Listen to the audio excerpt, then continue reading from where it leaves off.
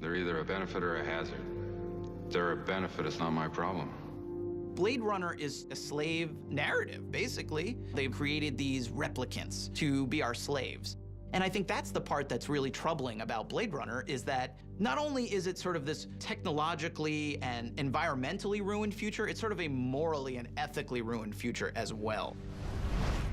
I wrote those first couple scripts thinking of a very small movie, and then Ridley said to me, "What's out the window?"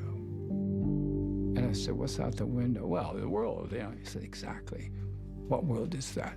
Where you make a robot indistinguishable from a human? Think about this for a second. Imagine," and he does that to you, you go, boom. I go, oh God. He delivered a world. That's Ridley. He makes things. Ridley brought everything to it.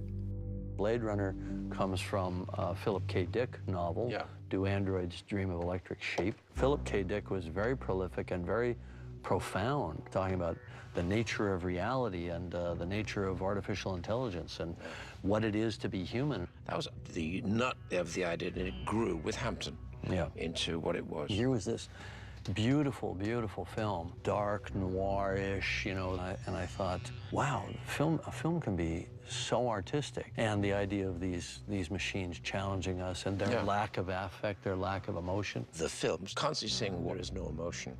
Computer just makes decisions. Right. Negative or positive, it doesn't really care. Yeah, with the Voight-Kampff test. Correct. Is this to be an empathy test? Capillary dilation of the so-called blush response? We call it Voight-Kampff for short.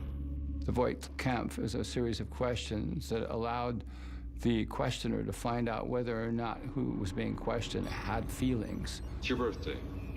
Someone gives you a calfskin wallet. I wouldn't accept it. It's about empathy. You're reading a magazine, you come across a full-page nude photo of a girl. Is this testing whether I'm a replicant or a lesbian, Mr. Deckard? Just answer the questions, please. Not to get gooey about empathy, but it does seem that empathy is the big divide between us and everything else. Deckard is very much a man in his job. He firmly believes that as long as robots are working properly, it's not his problem, but that if a replicant misbehaves, it is indeed his problem, and his duty to retire it.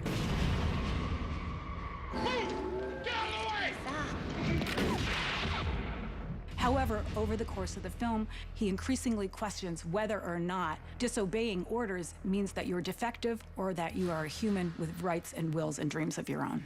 I've seen things you people wouldn't believe. There's such poetry in the scene where Roy Batty's dying. Yes. It's just a magnificent scene. He wrote that. Really? Rutger wrote that? It's 1 o'clock in the morning. I'm going to have the plug pulled. Yeah. Literally on everything at dawn. Yeah. And that's it. That's going to be the last night. And Rutger said, I have written something. And he said, all those moments will be lost in time, like tears in rain. I'm nearly in tears. Yeah. He said, what do you think? I said, let's do it. So we literally went out, we shot it within an hour. Yeah. And at the end, he looked at him and gave that most beautiful smile. Time to die.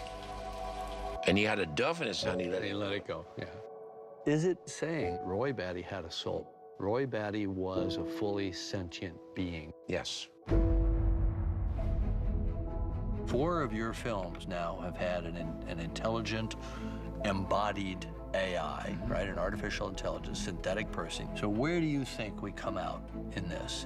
Are we handing the keys to the kingdom off to the machines? I don't think we should, with a creation of something so potentially wonderful and dangerous as AI. The inventor frequently is obsessed by the success of what he's doing, rather than looking at the real outcome. Here's where the problem is. There's a moment where it passes over your control. Yeah.